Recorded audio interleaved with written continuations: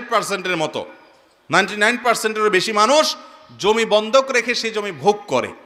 এটা সুস্পষ্টভাবে নাজায়েজ কাজ। অনেক উলামায়ে কেরাম এটাকে একটা হারাম বলেছেন, অনেকে মাকরুহ তাহরিমি বলেছেন, কিন্তু এটা নাজায়েজ এবং গুনাহের বিষয়, এ ব্যাপারে কারো কোনো সন্দেহ নাই। কারণ কুল্লু কারদিন জাররা নাফআন ফাহুয়া রিবা, যেই লোনের বিনিময়ে কোনো বেনিফিট নেন আপনি, সেটা সুদ হিসাবে গণ্য হয়, রিবা হিসাবে গণ্য হয়। এই জন্য অনেক উলামায়ে কেরাম এটাকে রিবা বলেছেন, সুদ বলেছেন।